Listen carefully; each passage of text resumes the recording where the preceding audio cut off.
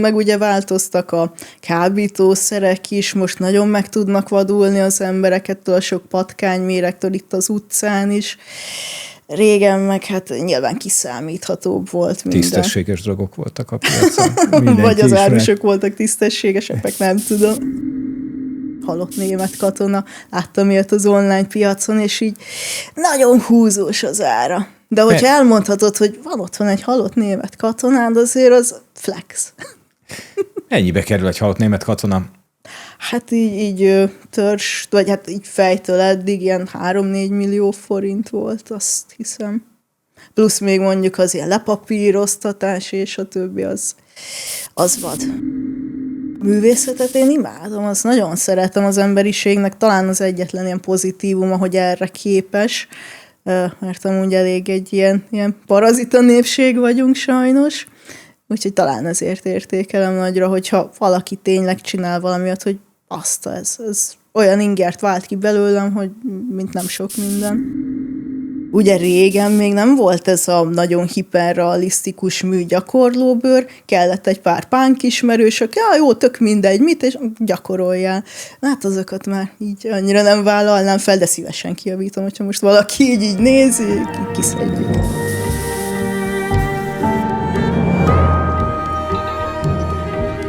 Szerbusztok, én Dávid vagyok, ez pedig az Outcast, ma pedig Bense Ildikóval fogunk beszélgetni. Szerbusz, köszi szépen, hogy eljöttél. Szia. Én köszönöm a megkeresést. Te ugye tetoválsz, tetoválás eltávolítással is foglalkozol, illetve régiségkereskedéssel. Igen, audiovizuális zavarkeltésben otthon vagyok minden téren. Hogyha ezeket a szavakat nem használhatnád, mint tetoválás eltávolítás, régiségkereskedés, akkor hogy mondanád el, hogy mivel foglalkozol? Hát, ahogy az előbb is mondtam, audiovizuális zavarkeltés, valamint a múltnak a lenyomatainak a trédelése. Talán így. Igen. Mit gondolsz? Van valami, ami közös ebben a három dologban? Mondjuk itt inkább valószínűleg a tetoválás és a régiségek között, mert az eltávolítás az szerintem egy... Hát az inkább a tetoválással kéz a kézben jártam, úgy szerintem abszolút semmi, maximum az ember, aki mögött áll, vagy én. Igen. Mióta tetoválsz? Ilyen, 13 éve, de kiszámolja. Nagyon gyorsan telik az idő, amit csak tegnap lett volna. Hogy keveredtél erre? Minek készültél alapvetően? Egy ilyen klasszikus, mi akartál lenni, ha nagy leszel jellegű kérdés. Hát amikor kicsi voltam, szerettem volna anyukám után fodrász lenni, apukám után DJ, vagy kutyacsontkereskedő. Jaj, mikrofon. Igen. Szóval én már akkor kitaláltam így a frankót. Aztán igazából majd, hogy nem akasztott ember is voltam, de hát az éppen nem. Kipróbáltam magam nagyon sok mindenbe, jártam főiskolára, megcsináltam a kozmetikus sulit, sminkeléssel is foglalkoztam, azon belül ilyen horroros, maszkos témák, és utána a tetoválás úgy jött az életem, hogy volt egy párkapcsolatom, ő ezzel foglalkozott, és mellette megtanultam, hogy ez így tök jó, tetszik. És így egy darabig benne voltam, ebbe tényleg ilyen teljes testtel bevetettem magam, hogy ez így tök jó, kitaláltam ilyen saját stílus, de hát mindig azt mondom magamról, hogy én kb. Egy olyan mag vagyok, amit egy olyan földbe tettek bele, ami nem tud nagyon kicsírázni, nem tud hová fejlődni, mert nem jó a táptalaj. Úgyhogy valahogy így mindig rossz helyen vagyok, rosszkor. Most is, szerinted, vagy? Hát én szó, igen. Tehát akkor azt mondod, hogy valamiben nem tudsz kibontakozni? Hát a régiség téren, mint nő, vagy hát mint egy ilyen kinézetű nő, nem igazán vesznek komolyan. Ebbe a szektorba igazából ilyen sznob öreg emberek vannak, hogyha ezt így mondhatom szépen, és ők annyira nem látják azt, hogy bennem is van egy ilyen sznob öreg ember, aki így szeretne így közöttük lenni, és így mocorogni, de hát ez ilyen. És akkor ez hátrány valamennyire? Úgy gondolod? Igen, szerintem sok szempontból hátrány, hogyha ilyen fura szerzett valaki. Ja. Hát lehet, meg előny is.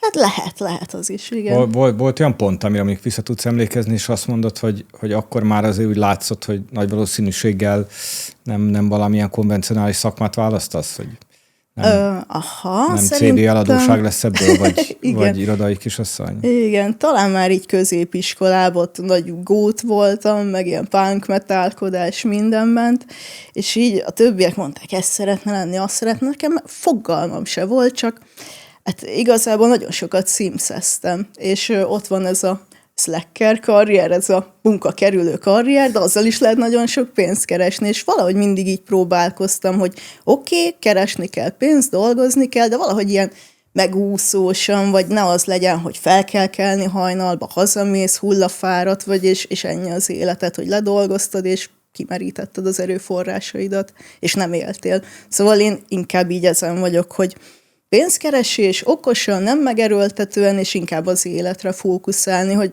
ezt a kis időt így élvezzük ki talán.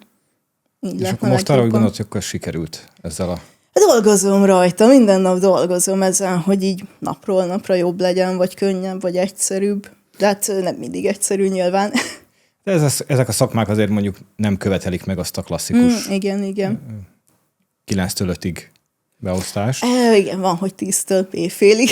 Hogyha saját magad főnöke vagy, akkor nagyon túl tudod magad hajtani.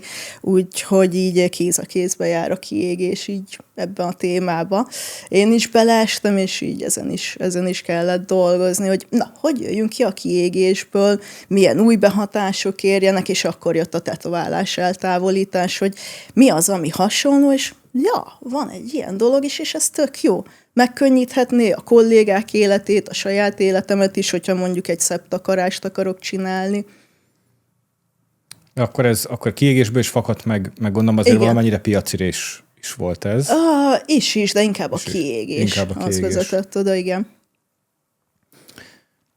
Mit gondolsz, hogy a tetoválás az mennyire szolgáltatás és mennyire művészet? Hol húzódik meg a határ? Szerintem ez ilyen 50-50%. Attól függ, hogy a kedves vendég mit szeretne, hogy vannak a lakossági tetoválások, én azt csak úgy hívom, ami tényleg ez a teljes konvencionális dolog, nem elítélendő, van, akinek azt tetszik, kinek ez, kinek az, de az nem annyira a művészeti része. Persze azt is meg kell tudni szépen csinálni, hogy na, jól mutasson, pöpec legyen, de kevés az, aki nagyon kreatív, és valami olyan dolgot szeretne, hogy na, ilyen még nem volt senkin. Mit gondolsz, hogy van valamilyen megfogalmazható univerzális motiváció, amiért az emberek tetováltatni jönnek? 13 év után lehet, hogy valamilyen konklúziót le lehet vonni ebből? Igen, hát én valahogy feltenném a korhatárt, a tetováltatási korhatárt ilyen 30 éves korra, hogy akkorra már tényleg kiforr úgy az ember, hogy meg tudja mondani, hogy szeretném én magamra azt a G.I. Joe-t, vagy nem, vagy csak úgy mondtam valamit, mert én is nagyon belástam ebbe a csapdába, hogy kicsikoromban ez meg az, jaj, de vagány volt, nincs még másnak, tényleg, legyünk de ilyen fasz a gyerekek. Utána meg, ahogy nő az ember, érik, és fejlődik a személyisége, mert nem biztos, hogy tudsz azonosulni mondjuk egy, nem tudom, G.I. Joe-val, amit mondtam. Igen. Én úgy gondolom, hogy azért ugye az alapmotiváció az valahol mindig egy esztétikai dolog. Esztétika is, igen, meg nagyon sok ilyen rejtett lelki fájdalomnak a kifejeződése. Nagyon sokan vannak emléktetoválásokkal, hogy édesanyja, édesapa, kutya, cica emlékére, az is egy ilyen olyan mérföldkő, hogy meg kell örökíteni. Nagyon sokan vannak így, vagy pedig ilyen vidám dátum, vagy kisgyermek születése. Tehát inkább így ebben megy át a tendencia, hogy ilyen emlékek megörökítése. És látsz-e valamilyen generációs, mondtad, hogy van tendencia ebbe az irányba megy, úgy látod? Abszolút. Hogy látsz-e generációs eltérést abban, hogy mondjuk az emberek mit akarnak magukra vallatni? Abszolút. 13 év alatt ugye elmentek 18 éve generáció nagyjából, úgyhogy azért már 13 év alatt rajzódnak ki dolgok. Igen, szerintem így a mi generációnk nagyjából egyidősek lehetünk, mi meg azért tetkóztattunk, mert szubkultúra, mondjuk zenei alapon, és akkor ez az összetartozást érzését így erősítette, és régen így ezek a vagány fasza gyerekek, a menő gyerekek tetkóztattak, most meg teljesen egy ilyen hétköznapi dolog lett, olyan, mint egy közös fotó, most egy ilyen közös tetoválás anyukának a kislányával, kisfiával, tehát így teljesen átalakultak a dolgok. Inkább ez a diszkrét vonal, ez a sok kicsi, és inkább, mint az, hogy most egy teljes bodysuit, nagy yakuza legyen valaki. Ilyen is van, elvétve, de most nem ez a jellemző. És így ezzel semmi gond nincsen, mert hát tényleg a trendek változnak folyamatosan. Akkor finomodott az egész. Igen. Konvencionálisabb lett. Mert hogy régen azért, már szerintem azért a mi generációnknál sem volt meg az nagyon erős elütés azért, azzal, hogy valakinek van tetoválása, mint mondjuk előtte, akkor már szerintem azért ez jobban kezdett elfogadottá válni, de... Hát még akkor kezdett, akkor így kopogtatott az ajtón az ilyen modern idők szele, de Magyarország még ilyen, 50 évvel le vagyunk maradva, így mindentől szerintem így ezt ki lehet mondani. Van-e kedvenc tetkód, amit csináltál? Régen próbálkoztam ezzel, hogy ilyen nagyon 18 pluszos ilyen teljes őrületek, azokat így szerettem, meg ezek a mém jellegű, ilyen nagyon trash tetkók, ami ez a börtön feeling, majd hogy nem ez az Üss és társai, rajtam is van egy-két ilyen hülyesség, az ilyen vicces emlék. Hát ugye ennél tartunk, akkor rögtön be is hoznék egy témát, ami nagyon érdekel. Hát ugye te egy YouTube trash legendát is tetováltál, hogyha nem tévedek. Ugye Bartos Csé Istvánról beszélünk, igen, a mesterről. Hogy alakult ez így? Hogy alakult? Hát, csak besétált egyszer, csak hogy szervusz Ildikó, én vagyok a mester, és akkor... Nem, igazából egy ilyen volt kollégám, aki most is ilyen elég jó barátom, neki volt az ilyen kedvenc internetes trubadúrja, és volt egy vendége, akivel voltak közös szálak, és akkor Ádi, rendezd már le, hogy tudjon jönni hozzánk Bartos, és jött a mester. Akkor még ugye sokkal nagyobbat ment ő is az interneten, mint most. Hát teljesen egy crazy forma, nagyon-nagyon őrült, de nagyon szépen viselkedett velem. Mondjuk az annyira nem tetszett, amikor így tépkedte a hajamat és ette, de hozott nekem Bartos 1000 jót. Hát mondom, azt lehet, hogy nem kóstolom meg, nem vagyok egy ilyen nagyivó, de megkínált csalánnal például. Nem mondom, jó, akkor milyen figyelmes. Azt elfogadtam, hát azért az illendőség az itt tart, igen. Most templomevés nem volt. Nem, az nem volt, de besegített a szalon előtt lévő munkásoknak egy kicsit ásni, úgyhogy legalább haladt a munka.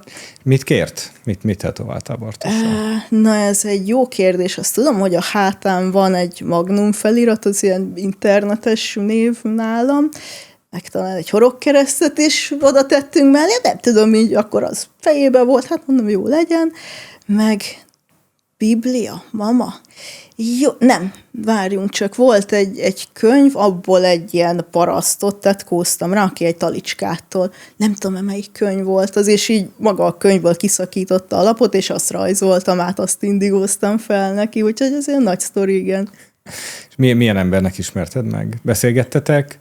Beszélgettünk, akkor nem ívott annyit, és úgy voltak tiszta pillanatai, de vannak jó meglátásai, ilyen összefüggés elmélettéren, így voltunk ilyen egy húron, hogy na jó, akkor te is így látod, én is, jó. És volt olyan tetoválás, amit, ha már kedvencről beszéltünk, volt olyan, amit most utólag már azt mondod, hogy hát most már nem vállalnád el, vagy nem. Hát a legelső gyakorlások nyilván, amikor ilyen lecsó, káposzta, meg ilyennek néz ki a kért minta. Ugye régen még nem volt ez a nagyon hiperrealisztikus műgyakorlóbőr, kellett egy pár pánkismerős, aki jó, tök mindegy, mit, és gyakoroljál. Hát azokat már így annyira nem vállalnám fel, de szívesen kijavítom, hogyha most valaki így nézi, kiszedjük. Ők biztos szívesen fogadták ezeket a tetoválásokat. Persze, igen. És akkor ugye készíted, de el is távolítod őket. Abban mit látsz, mi a fő motiváció, amiért? Hát, vagy az emlék kopott meg, vagy a minta lett rossz? Is. Igazából tényleg ezek a kicsikori elrontott tetkók, hogy valami kezdő tetkósot próbált volna valamit ott alkotgatni. Ezek a jellemzők, tényleg egy szép takaráshoz, ugye, hogy halványítsunk, ahhoz ki kell szedni a szemetet, meg nagyon sok ilyen volt párkapcsolat, fiú, lány, Rozika, Marika, Ricsike, Gézuka, ezek a nevek, ezek klasszikusok. mennyire macerás vagy fájdalmas egy ilyen eljárás? Hogy Jaj, néz ki nem ez? fáj, tudod, nem mondhatom azt, hogy azért kellemetlen, tehát érzéstelenítő krémet tudunk használni előtte, és úgy elviselhető, meg az a pozitív benne, hogy nagyon gyors folyamat, még egy tetkó, lassabb, hát kicsit ilyen idegesítő fájdalom, de megszokható. A lézer azért intenzívebb, de sokkal gyorsabban készen vagyunk. Ehhez vagy kapcsolódva, vagy nem kapcsolódva, de ugye régiségeket gyűjtesz, meg kereskedsz is velük. Mi voltál előbb, gyűjtő vagy kereskedő? Hát igazából ez is még kicsi koromba kezdődött, hogy ovis korunkban már elkezdtük trédelgetni az ilyen kis bizsukat, ékszereket, minden, ami csillog, az már akkor is így jöhetett, tetszett. De hát így lehet, hogy a kereskedés volt akkor így előbb, igen. Meg amiket gyűjtöttem, akkor kezdtem el gyűjteni a barbikat, az most is nagy szenvedélye, mindenféle babák, úgyhogy majd, hogy nem kéz a kézben, hogy az így együtt jár. Hogy működik ez most Magyarországon? Ez milyen platformon megy? Honnan szerzed be a szajrét, és hogy adod el? Hogy történik ez az egész? Engem érdekel, meg én szeretem a régi tárgyakat, de itt-ott beléjük futok, esetleg antikvitásokba, vagy hogyha vannak ilyen vásárok, ahol erre lehetőség, hogy történik ez? Hát van, hogy nagyon random. Volt olyan, hogy egy lány rám írt, hogy van egy nagyon kísértet, járt a szekrénye, valami nagy kétajtós szekrény. Hát mondom, hová tudom betenni, nem tudom, de nagyon kéne, és akkor nem mondtam volna neki, hogy jó, figyelj, legyen, megveszem, és a lány eltűnt. Nem tudom, a szekrény nyelt el, vagy ilyenek, de hogyha néz, akkor azóta is így vevő lennék nyilván a szekrényre. Hát bolhapiacok, internet, nagyon szerencsém volt az, hogy nagyon sokat voltam külföldön, ott bolhapiacok, ott ilyen second hand shopok, charity shopok, olyan kincseket lehet találni, hogy így wow, vagy esetleg ilyen lomtalanítási témákon, amikor elmész ugye a kupac mellett, és az nem egy ilyen híres festőnek valami ilyen litográfiája, ilyesmi. Bele lehet futni nagyon sok mindenbe. De akkor ehhez kell azért valamilyen háttértudás is, nem? Hogy azért felismerd azt, hogy mi érték és mi nem. Hát, vagy hogy történik ez? Egy szem kell hozzá, egy ilyen érdeklődő szem, meg szerencse, hogy te most tényleg meglásd a kupacba a gyémántot mondjuk, de amúgy meg elvégeztem a BÁV-nál a műtárgybecsűs képzést, és tök jó volt, nagyon szerettem, úgyhogy ott új ajtók nyíltak meg. Például régen, a suli előtt így nekem a porcelán csetresz, jó, szép, mert aranyozott, utána, hogy itt vannak ilyen alkimista kísérletek is a történelmében, hogy fedezték fel, hogy kísérletezték ki úgy a kínaiak után, azért az menő. Ja. Itt látom, hogy azért ennél mosolyogsz a legjobban. Tehát akkor valahogy itt azért a mögöttes történetek az, amik igazán tartalma megtöltik ezeket a tárgyakat, nem? Vagy mi a fő... Igen. Az érdeklődésnek mi a fő iránya nálad? Minél furább, bizarabb, minél régebbi dolgok igazából. Itthon nem annyira foglalkozik sok ember mondjuk formaldehides preparátumokkal, vagy tényleg preparált madarakkal. Itthon ugye az emberi csont az illegális, de Amerikában óriási piaca van, és így ezért is mondom, hogy basszus, én rossz helyen vagyok, én már szeretném adni-venni így ezeket az ilyen orvosi, medikál dolgokat. Ugye ott le van papírozva, hogy melyik egyetemtől van mondjuk az a koponya, vagy az a csontváz, és így aztán ez jó, ez érdekes, ez valamilyen extrát ad az életnek. A halál. Ja, jó. Hát a halál az mindenképpen... Igen. Az esztétikában azért megjelenik sokat a halál, de akár a vallás is, ha nem is a konvencionális megközelítésben, vagyis hát biztosan nem, de akkor hogy tekintesz a vallásra? Sok helyen megjelenik nálad, nem egy hagyományos talán megközelítésben, nem annyira. De mégis ott van a szimbolikája. Igen, hát vallást azt is lehet, én elég ilyen paradox személyiség vagyok, vagy ilyen kétoldalú, hogy egyrészt lehet a vallás mondjuk az ilyen lelki szegényeknek szellemi eledel, hogy van mibe kapaszkodni egy akármilyen képzeletbeli barát energiaforrásba, vagy pedig tényleg ilyen háttérhatalmi módosító dolog, ami az emberek agyát így tényleg megfogja, és jó, hát akkor a tömegeket tudjuk vele manipulálni. Tehát én így próbálok ebből úgy kimaradni, hogy külső szemmel nézni, vizsgálódni, hogy mi lehet a színfalak mögött, mi lehet a függöny mögött. Engem ez érdekel így a közös szál az összes vallási irányzatnak, hogy mindig van egy közös szál, egy közös alap, és ki mit, hogy épített rá, hogy hazudt el, mikor hazudt el, mit rakott még rá. Ja, egy elég külső megközelítés, de mondjuk belülről hogy néz ez ki neked? Tehát te magad hiszed-e valamiben, vagy ez csak érdekel, mint mondjuk társadalmi vagy emberi jelenség? Is társadalmilag, pszichológiailag is nagyon érdekes, hát ami hozzám közelebb áll, inkább ez a hermetikus filozófia, agnosztikusok, akik így hisznek is valamiben, de inkább önmagukban keresik ezt az isteni szikrát, hogy kik vagyunk, mit keresünk itt, meg mik az összefüggések a mikro-makrokozmosz között, tehát ebbe el lehet így veszni, meg bele lehet így kattogni elég rendesen. És ennek akkor mindig egyéni konklúziója van? Úgy gondolod? Tehát, hogy szerintem ilyen egyén függő, igen, vannak olyan emberek, akik sokkal gondolkodóbbak, mint a legtöbb ember, tehát ez a konvencionális vonal, hogy dolgozunk, eszünk, iszunk, szaporodunk, tehát az az ösztönlények. Elég ilyen, eltérőek így a vonalak, hogy én csak ezt látom, hogy fekete vagy fehér, hogy van, aki gondolkodik, meg vannak az ösztönlények, és a gondolkodók vannak talán kevesebben. Igen. És akkor neked van ebből az irányból valamilyen konklúziód vallásilag, vagy ember és valamilyen mögöttes vagy magasabb hatalom között, vagy nem jutottál még ennek a végére? Nem, ennek szerintem soha nem lehet a végére jutni, max. Amikor már átkerülünk a másik oldalra, akkor így lehet, hogy vissza lehet még így integetni az ittenieknek, hogy halló, most akkor megijesztelek, vagy valami. Hát igazából én olvasni szeretek ezekről a témákról sokat. Láttam én is így életemben ezt, azt, ami elég fura volt, vagy ilyen para. Ja, volt ilyen kísérletem erre is, hogy na, akkor menjünk temetőbe, és akkor visszamondsz ilyen elektromágneses mérőt, és hol akad ki. Tehát így, ja, érdekes dolgok ezek. És mik történtek? Ha már temetőnél és elektromágneses járunk, akkor a csattanót ne hagyjuk ki. Szóval... Igen, elkanyarodtunk egy másfelé.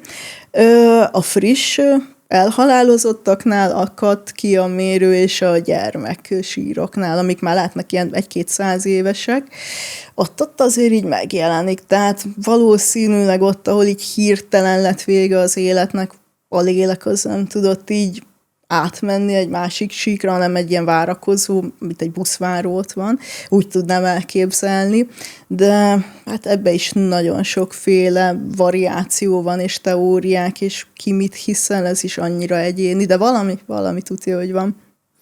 Hát ez szerintem sok mindenki jut erre a konklúzióra. Igen, de amikor videózni akartam őket, meg kigósztolnak, akkor nem jönnek. Pedig erre is volt. Gósztolnak a gósztok is, igen. Ugye a régiségeknél, vagy az ilyen furcsa extra tárgyaknál azért mindig van valamilyen történet, tehát ezek mindig valamilyen régebbi tárgyak. Most meg azért sokkal jobban a tömegtermelés és tömegtárgyak irányába haladunk. Mit gondolsz, hogy a régi tárgyak kapcsán az emberek mit értettek jobban, vagy mit csináltak jobban? Mit csináltak jobban? Talán szebben viselkedtek egymással, akár viselkedés, kultúra, volt az ismerkedésnek is kultúrája, most meg már így teljes felcserélődtek a szerepek, hát volt, akinek bombont vettem, de nem jött el, szóval így legközelebb már lehet a millió rózis kéne így bepörgetni, de nem, régen még tényleg a férfiak udvaroltak, szépen viselkedtek, a kultúra is teljesen más volt, egy nem tudom, színház, hát, ja, meg a táncestek, volt a táncrend, hát úristen, készen nem hasonlítható a két kor, tehát régen minden jobb volt. Igen. Jó, viszont most azért ugye a többségi társadalomtól eltérsz, és így jobban érzed magad. Szerinted az akkori többségi társadalomtól is eltértél volna, mert most egy ilyen relatíve nosztalgikusan gondolsz erre, bár valószínűleg akkor nem éltünk, vagy csak valamilyen másik formában. Igen, de hogy mit gondolsz, oda jobban passzoltál volna, jobban érezted volna magad, nem is feltétlenül a passzolás, vagy... Hát ott tudja, hogy valami szabadkőműves páholyba szerettem volna beépülni, és hogy akkor ott férfi vagyok, több esélyem van rám, mint itt most nőként a napraforgó. Margaréta páholy, mi az, ami a nőknek van, azt hiszem a napraforgó. Tehát így annyira sok esély nincsen. Nem gondoltam, hogy a szabadkőművességre is kikanyarodunk, de ha már itt vagyunk, akkor mit csinálnak most a szabadkőművesek? Mi a tevékenység? Ugye ezt szeretném tudni én is. Nem azon, ami elő van adva, hogy jótékonykodunk, segítgetünk, filantrópok vagyunk, tudja, hogy van ott a háttérben valami, és így, mint nő, így, hogy kerüljek oda? Hogy szimatoljam ki, hogy mit csinálnak? Próbálkoztál ezzel amúgy, hogy erről egy kicsit meg tudja? Egy-két ilyen tematikus sétán vettem részt, tehát az teljesen ilyen kis konvencionális, nem új információ. Hát az olvasás, podcastek nézegetése, de jó lenne egy-két szabadkőműves haver, hogy hát, hogyha így csak nekem elmondanák, hogy mizu. Mit gyanítasz akkor? Mit csinálnak? Hát szerintem elég nagy átbaszásokban vagyunk, de most már így talán így a szálak egy kicsit így elkezdtek rojtolózni ezen a szőnyegen, a valóság szőnyegén, hogy egyre több sufláncség derül ki, hogy így mondhassam. Igen, úgy akár az Epstein fájlok, akták és a többi. Tehát... Azt mondod, hogy van átjárás itt akár a világ elit és a szabadkőművesek között? Valami van, igen. Akár ilyen kozmikus összefüggések, vagy a gyík emberek. Na hát ideig is eljutottunk. Tehát szerintem 10 év múlva még ez is kiderülhet, hogy na, a főgyík, ő meg ő. Nem tartom elképzelhetetlennek, úgyhogy vevő vagyok ezekre a teóriákra, hogy mi lenne, ha ebben van logika, abban is van logika, van összefüggés, ezekről így tök jó beltémázgatni. Hát azt szerintem közös sok összeesküvés elméletben vagy, akkor csak hívjuk teóriának, mert nem biztos, hogy összeesküvés elmélet, hogy azért valami logika fut a háttérben. Van, amikor ez jobban alátámasztható, van, amikor azért elhasalósabb. Igen, hát most az internet korában bárki írhat bármit, az AI-jal bármit meg tudnak hamisítani, tehát ez se véletlen. Hogyha már látunk itt mondjuk egy kis szürkét, akkor biztos csak valami hülye felvette egy maszkot, tehát szerintem az AI is ilyen már. Most már szerintem nagyon nehéz megkülönböztetni. Igen, sajnos. Tehát régen minden jobb volt, akkor, hogyha valaki egy ilyen dagerotípiát készített mondjuk egy ilyen freak személyről, akkor azt elhitted, hogy az tényleg elefántkóros. Az még nem volt manipulálva, bár ott is már az ilyen szellemidézéseknél ezt az ektoplazmát, ezt hamisítgatták, tehát az átbaszás az mindig az ilyen emberi természet része volt. De akkor még talán könnyebb volt lebuktatni ezeket, mint most. Lehetséges, de talán, hogyha valaki eredeti módszerrel állt elő, akkor nehezebb volt. Meg talán utolérni. Most már azért ez... Igen. Most már gyorsabban utolérik az embert. Meg a sánta kutyát. Szerinted, hogyha mondjuk 100 évvel ezelőtt születtél volna, akkor is gyűjtenél ilyen tárgyakat? Vagy csak most a múlt tárgyai érdekelnek jobban? Valószínűleg igen, hát akkor ilyen 1925-öt írtunk, az még elég ilyen art deco, az már nekem modern egy kicsit a geometrikus formáival, tehát én inkább az ilyen, hát akár az, nem tudom, még az art deco belefél, minden, ami azelőtt volt, akár ilyen középkori flashek, akár minden ilyen boszorkányüldözéses dolgok, kínzó eszközök, úristen, hát ezek nagyon, nagyon érdekes dolgok. Meg minden, ami hozzá kapcsolódik mondjuk az orvostudomány fejlődéséhez. Azok olyan fantasztikus dolgok. Szerintem, hogy jutottunk onnan el idáig. Valóban. Akkor valahol azért történet is, meg valahol azért az esztétika is, tehát itt azért stílusokról is beszélünk. Mit gondolsz a mostani tárgyakra, amik körülvesznek bennünket? Hát a mai divatos szóval ahhoz nyúlnék, hogy gatya. Tehát ez a teljes lelketlen kiüresedés, hát ez a minimalizmus nekem ez ilyen ilyen borzasztó, és hát tényleg a lelketlenséget tükrözi. Minden otthonban ugyanazok az ikás fotelek, oké, persze, azért vannak megcsinálva panelek, hogy oda nem fér mondjuk be egy Biedermeier garnitúra, de hát azért még be lehet tömködni, ezt meg azt én is így otthon igyekszem, ilyen múzeumi körülmények között lenni, de ez tényleg, ami most van, ez full lelketlen. Akkor nem az antracit szürke magas fényű bútorok pártján állsz. Ez szép tud lenni, az is ugye a kombinációk a lényegek, hogy tegyél oda valami személyes dolgot, hogy mondjuk lássák, hogy te voltál Egyiptomban, nem tudom, egy ilyen kis piramis tegyél ki, vagy valamit. Akkor mondjuk így tárgyak, esztétika, meg mondjuk berendezése kapcsán most van, amit szerinted jobban csinálunk? Azt megbeszéltük, hogy régen minden jobb volt. Igen. Ez oké. Hát a mai világ tárgykultúrája az tényleg gatya, ez a fröccsöntött műanyagok. Szerintem lesz, hát mint a divat is, mindig van ilyen ciklikusság, hogy vissza fog ez még jönni, hogy nagyra fogjuk értékelni a régi dolgokat, mondjuk a kanapét, ami kibír 200 évet, mint mondjuk az ikás, amire 3-szor ráülsz, és már töri a derekadat, de az fér be otthon. Amiben fejlődést értünk el, hát az orvostudomány igazából. Most már nem halunk bele egy fogfájásba, vagy egy amputációba. Ennyi a szerencsénk, meg hogy tudunk zenét csinálni, mondjuk ilyenek, hogy bulizgatni. És csinálsz te is zenét. Jó, ez teljesen egy ilyen új őrülete a csatornázása az agyfasznak, ami nálam van. Így hát évelején kezdtem így el próbálkozni, hogy na, mi lenne, ha most már egyre több elérhető ilyen virtuális eszköz van. Régen is volt ez a fejemben, ugye hát apukám diszkózással foglalkozott, mikor én még kicsi voltam, és az így 3 évesen láttam, hogy milyen bulikat csinálnak, jó, nyilván a ilyen 90-es években tök más volt a bulizás, mint most, és így valahogy így ez a szál így bennem megragadt, hogy na, ilyen-olyan zenét szívesen hallgatnék, de nincs a piacon, és akkor hogy kéne, mint kéne? Ja, hogy most már vannak ilyen dolgok, hát próbálkozzunk, és így a saját szórakozásomra ki tud kapcsolni teljesen ilyen 4-5 órákra, hogy akkor én így csak abba benne vagyok, röhögök, van, úristen, hová tudom még tetézni a hülyeséget, és mindig tudom, magamat is meglepem. Ja. Van már ennek közönsége, vagy az egyelőre még csak egy ilyen öncírta dulag, aztán hallgatja, aki hallgatja? Igen, hát maximum 1-2 ismerősöm röhög velem együtt, akik szintén ilyen mémkultúrás emberek, de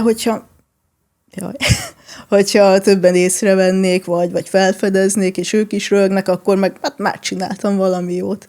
Tehát ez abszolút az ilyen saját szórakoztatásomra van. Mondtad, hogy édesapád diszkózott, akkor DJ volt, ugye, anya? Igen. Jó videódiszkó korszakban. Izgalmas, és akkor gyerekkorodban el is kísérted, vagy voltak olyan 3 alkalmak, évesen, amikor... igen, 3 évesen van ilyen emlékem, hogy táncolok az asztalon, és ott a fiatalok kólájába beleiszok. Akkor még ugye itták, nem szívták. Kicsit más idők voltak, de ja, az tök jó emlékek voltak. De hát ez a buli kultúra is nagyon megváltozott, akár itt Budapesten is ilyen pár év alatt, nem tudom, én már nem szívesen járok így ki emberek közé, ugye a lanatúr se nem, hogy bulizni. Ja. Mi változott szerinted? Mi változott? Buli kultúrában, mert azért hát szerintem valószínűleg mind a ketten így azért főleg a 2000-es évek második felében, illetve a 2010-es évek elejét nyomtuk meg jobban. Mit mondasz, hogy mi volt akkor, mi van most? De régen még talán egy kicsit úgymond ilyen összetartóbb volt a közösség, bár mondjuk a goásoknál azt látom, hogy ott még ugyanúgy megy ez, hogy haverom vagy, nem akarok neked ártani, a konvencionálisabb dolgoknál pedig inkább ez a kivagyiskodás, hogy nem azért megyek le bulizni, hogy jól érezzem magam, hanem olyannak mutassam magam, aki nem vagyok, és legyen erről egy Insta sztori, hogy virtuálisan is azt mutassam meg, aki nem vagyok, de szeretnék lenni. Ez azért szerintem régen is egy kicsit jelen volt, tehát azért a pózert azért ráakozgatták erre-arra szerintem könnyen régebben is. Nem tudom, meg ugye változtak a kábítószerek is, most nagyon meg tudnak vadulni az emberekettől, a sok patkánymérektől itt az utcán is. Régen meg hát nyilván kiszámíthatóbb volt minden. Tisztességes drogok voltak a piacon. Vagy az árusok voltak tisztességesek, meg nem tudom. Hát designer drogok biztosan nem voltak. De, akkor még nem. Én azt is látom azért, hogy ez sokkal jobban voltak lokális szórakozási lehetőségek. Vagy esetleg vidéken, a vidéki diszkók volt lehetőségük az ottani fiataloknak, nem kellett feljönni a városba, de itt már minden a turisták szórakoztatására megy. Belőlük lehet pénzt csinálni, megélni, mint biznisz. Szerintem nagyon kevés fiatal engedheti meg magának, hogy na most akkor minden hétvégén bulizzunk, főleg ebbe a mostani gazdasági helyzetbe. És szerintem vidéken is nagyon nagy szükség lenne erre, hogy a fiatalok így ki tudjanak kapcsolódni. Hogy látod most a szubkultúrák helyzetét? Szerintem ez nagyon virágzott a 2000-es, 2010-es években. Igen. Most már azért kevesebb a rálátásunk is szerintem, vagy én úgy érzem, hogy kevesebb a rálátásom, mint mondjuk esetleg 20 évvel ezelőtt, vagy 15 évvel ezelőtt. Nekem szerencsém van ezzel, hogy mindenféle vendégem van, mindenféle csoportból vannak barátaim, haverok. Most már nem igazán zenei szubkultúrák vannak, hanem talán inkább ilyen gamer játékos közösségek, meg szexuális orientációkból kifakadó, kifejlődő szubkultúrák. Talán ezt mondanám. Meglep, mert azért úgy gondolom, hogy zeneileg is mondjuk vannak. Szerintem eléggé össze vannak mosódva így a dolgok. Már nincs az, hogy úristen, a rocker veri a rappert, vagy a diszkóst, ez már egy szerencsére kihalt, az tök hülyeség volt. Hát ezek mentek annól. Igen. Keményen. Hogyha azt mondanánk, hogy minden körülmény adott, semmi nem számít, mit csinálnál holnaptól? Mivel töltenéd a napjaidat? Disszidálnék nagyon messzire, nyitnék egy cicaöregek otthonát, rajzolgatnék, festegetnék, zenézgetnék, és járnám a világot kalandozni, mindenféle kincsek keresése után. Tehát igazából nagyon sok mindent nem változtatnék, csak a lokáción változna. Végülis ez is megtehető, nem? Abszolút, én ezen vagyok, ezek a célok. Figyelj, akkor azt mondhatjuk, hogy relatíva közel vagy ahhoz, ami mondjuk, hogyha egy teljesen ideális világ lenne, és minden adott lenne, akkor talán még egy kicsit több macska kell, vagy hogy hova lehet őket rakni? Igen, ahhoz kell egy vidéki nagy kúria, vagy egy szellemkastély. És hol lenne ez a szellemkastély? Azt mondod, hogy jól van, messzire Disszidálnál, hol lenne az a szellemkastély, ahova becucolnál a formaldehides edényeiddel, a macskáiddal, meg talán még embercsontot is lehetne tartani. Igen, hát az mondjuk Amerikában történne meg a legális embercsontos dolog. Hát mondjuk, hogy a szüleimtől ne legyek annyira távol, itt valahol Európán belül maradnék, akár Franciaország, Olaszország, ahol vannak nagyon szép kastélyok. Meg ha olcsón adják, akkor megyek bárhová. Olaszországban szerintem van egy-két. Igen, ott van kultúra. Nálunk nincs? Ez is mit ilyen elég behatárolt, nagyon szűk körök vannak így, akár a művészeti piacokon is. Hát engem mondjuk ez a modern művészetek, ez kikészít. Ugye én ilyen barokkember vagyok, vagy ilyen reneszánsz ember, és nekem ez nekem ez az istenkáromlás, a geometrikus pacák, meg lefolyások, és akkor abba bele van magyarázva, hogy a festő itt nagyon depresszív korszakot élt, meg hát egy vakmajom meg tudja ezt csinálni, szóval nekem ezt nem mondják. Tehát akkor igazából azt mondod, hogy azt értékeled, amiben látszik a tehetség és a hozzáadott érték? Igen, a belefektetett idő, a tanulás, viszont hogyha szeretsz ilyen-olyan pacákat csinálni, akkor meg mondjuk azt értékelem, hogy legalább élvezte, amit csinál, úgyhogy ezt értékelem, de hogy valaki azt mondja magára, én vagyok a művész, az nagyon ilyen önfelszopó dolog, én nem mondanám így ezt magamra, meg nem szeretem, hogyha így ezt mondják rám is. Ugye az Caravaggio művész volt, meg Leonardo, meg Rubens, de hát manapság már ilyen kevés van. Mondjuk van nagyon sok jó festő, követek is egy-kettőt, de... Milyen kortárs művészetre hívnád fel figyelmet, hogyha azt mondhatnád, hogy őket érdemes nézni, hallgatni, követni? Szerintem, mint kortárs művészet, én a mém kultúrát mondanám, hogy ott így a társadalmi szellem, a lázadás, minden megjelenik, ami tényleg olyan, hogy itt vagyunk, és nekünk nem tetszik mondjuk ez vagy az.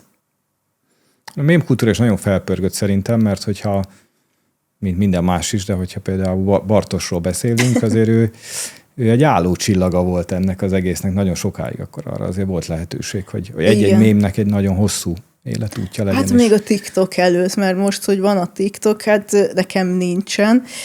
Szeretnék ebből kimaradni, amíg egy mód van rá, de mutatják ismerősök, hogy hát az a szellemi kútmérgezésnek a legalja, a legnagyobb, mélyebb mocsara, és így mindig azt mondja, hogy én nem akarok ezen a világon élni, tehát így nagyon felhígultak ezek a trash emberek is, mert voltak ilyen trash celebek, akiből tényleg ő ilyen modernkori Diogenész, mint mondjuk Bartos is, még elnézegetjük őket, de borzasztó, úgy, amiben élünk. A trash a régi, azt mondod? Hát már az se a régi, igen. Túl nagy a merítés, de ez mindennel így van, hogy annyi ingerrel vagyunk bombázva, hogy ez már túl sok, ezt nem lehet processzálni. Ez biztos, de hát ugye ezzel nagyon gyorsan elő is jönnek ismertségek, vagy felfutó mélyek, azok olyan sebességet tűnnek el. Míg mondjuk, hogy itt a YouTube hajnalán itthon, ez még évekig tudott. Igen. Hát az egy kultúra volt, ahogy így a magyar mémek elkezdtek így píkelődni. De akkor most már azt mondod, hogy ez nem olyan, mint...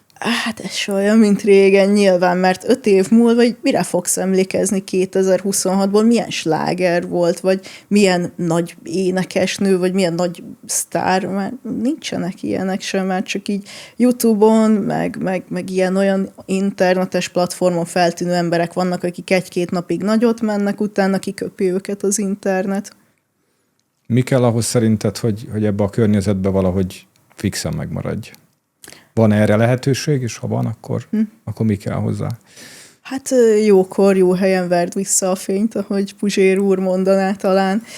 Nem tudom, szerencse kell ahhoz, vagy közönség, nem tudom. Hát közönség az van, szerintem. Az van, nagyobb, csak mint ugye, valaha. Igen, az inger küszöb, mindig valami olyan új hülye kell, aki hát TikTokon felgyújtják magukat, meg egyéb ilyen dolgokat csinálnak, full Black Mirrorba élünk. Igen, van 1-2 áthallásos rész a sorozatból, a valósággal ez. Igen. Mekkora most a gyűjteményed nagyjából? Igazából a gyűjtemény, én nem is mondanám ezt ilyen gyűjteménynek, hanem megőrzésen vannak nálam tárgyak, amikhez így egyikhez se ragaszkodok már úgy, mint mondjuk nagyon régen, hogy úristen, ez nehéz volt megszerezni. Jó, nyilván mondjuk, hogyha Mátyás király kis pufja lenne nálam, akkor azt mondom, hogy jó, ettől nem válok meg. Max egy nagyon jó lehetőség anyagi dolgok miatt, de 1-2 vitrin azért megtelik az őrülettel. Van olyan tárgyad, amit semmi pénzért nem adnál oda?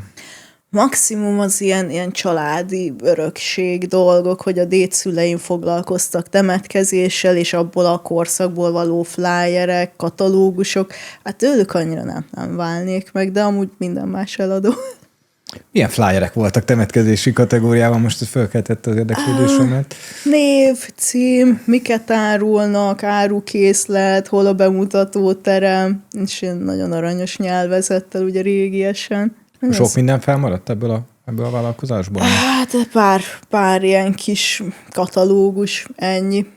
Ugye volt a kommunizmus, és mindent elvitt. Hogyha ez nem történik meg, azóta lehet már ilyen nagy temetkezési Bobby Ewing, Jockey Ewing lennék. Ja, igen. CEO. Lennél temetkezési CEO?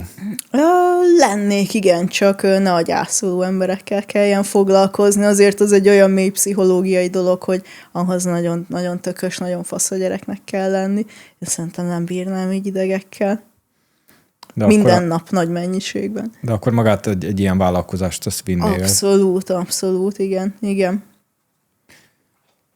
Hogy? Kevesen mondják azt szerintem, hogy mondjuk egy temetkezési vállalkozást azt szívesen vezetnének. Ugye maga a történelme a családi tradícióknak, meg ugye ez is ennek a kultúrája, vissza lehetne egy kicsit hozni ezt, hogy a halált az élettel egy kicsit egyenrangba rakni, hogy ne féljünk annyira, próbáljuk meg valahogy jól kezelni, elfogadni, mert úgyis mindegyikünket utolér, és na. Hogy viszonyultak ez régen, és hogy viszonyulnak most szerinted? Amennyiben lehet általánosítani itt ennyire, mi az, amit különbséget látsz is? Hát régen ugye meg volt adva az idősebbeknek a tisztelet, ott nem volt az, hogy jaj, a haldoklásukat ne lássuk, tegyük be valami otthonba, és akkor majd megyünk érte, és majd megsiratjuk. Akkor ott tényleg letették a tiszteletüket a holttestnél, mindenféle tradíciók voltak erre, és így ki tudták az emberek ezt valahogy így ventillálni, hogy jó, megtörtént az élet része, szerettük, gondolunk rá, most meg tényleg csak ez, hogy úristennel lássuk, meg ne szembesüljünk vele, meg anyagi teher, meg váltsuk meg újra a sírhelyet. Tehát ja, manapság ez egy ilyen anyagi teher probléma lett sajnos. Hogyha visszatérünk a tárgyakhoz, akkor van olyan dolog, amire nagyon vágysz, hogy levadázd? Van olyan régiség, amire azt mondod, hogy ha ezt behúzom, akkor meg vagyok. Hát ilyen szerintem egy gyűjtőnél sincs, hogy ha ez meg az megvan, akkor meg vagyok, viszont vannak ezek a tibeti kappalák, ezek akár olyan drága kövekkel kirakott koponyák, vagy akár kókuszból készült ilyen edények, amiket mindenféle rituáléhoz használtak, hogy na, hogyha ilyen figyelne a polcon, az nem rossz, vagy esetleg egy halott német katona, láttam ilyet az online piacon, és így nagyon húzós az ára. De hogyha elmondhatod, hogy van otthon egy halott német katonád, azért az flex. Ennyibe kerül egy halott német katona? Hát így törzs, vagy hát így fejtől eddig ilyen 3-4 millió forint volt, azt hiszem. Plusz még mondjuk az ilyen lepapíroztatás, és a többi az vad. Vagy mondjuk egy dinoszaurusz csontváz, azért az nagyot menne. Hátul a kis kertbe. Annak már úgy örülnék. Hogy hozol be egy halott német katonát? Van ennek létező hivatali útja? Biztosan van. Utána mennék, hogy legálisan minden frankó legyen. De a fekete piaca is elég érdekes ennek az egésznek. Vannak ilyen nagy botrányok a sírrablók körül, mint ugye régen is voltak sírrablók, csak akkor ugye orvosi célra mentek a holttestek, most meg hát a marketplace piacra. Ja. Érintkeztél valamennyire ennek a fekete piac részével? Vagy csak így megfigyelőként nézegetem az amerikai emberkéket, meg az amerikai csoportokat, hogy ki mennyiért mit árul. Ja, érdekes. Én is majdnem vettem egy koponyát, mondjuk, csak amikor már ilyen Amazon gift cardot kért volna a srác, akkor mondom, biztos nem tudja lepapírozni nekem, és ezért ilyen olcsó, úgyhogy inkább hagytam. Akkor csak ezen múlt, azt mondod? Igen. Szuper. Egy koponya mindig kell a háznál, hát sokat festek, az anatómiai részébe is tök jó, meg úgy szeretek festeni, mondjuk, hogy én csinálom meg a kompozíciót, lefotózom, és az alapján. Úgyhogy az régen is így hasznos volt, mondjuk orvos családokban. Akkor azt mondod, hogy nem szereted a művész kifejezést, de azért nem elég sok mindent érintettünk, ami művészet, nem? Tehát hát maga a művészetet én imádom, azt nagyon szeretem az emberiségnek, talán az egyetlen ilyen pozitívuma, hogy erre képes, mert amúgy elég egy ilyen parazita népség vagyunk sajnos, úgyhogy talán ezért értékelem nagyra, hogyha valaki tényleg csinál valamiatt, hogy ez olyan ingert vált ki belőlem, hogy mint nem sok minden. Jó, hát köszönöm szépen, úgy gondolom, hogy ez áramondatnak mint művészet, és annak lényege, ez tökéletes is lesz. Nagyon szépen köszi a mai beszélgetést. Én köszönöm, hogy hívtatok. Köszönjük, hogy velünk tartottatok. Iratkozzatok fel az Outcast csatornájára, hogyha hasonló érdekes beszélgetéseket akartok hallani. Megígérem nektek, hogy minden egyes alkalommal más szemszögben mutatjuk nektek a világot.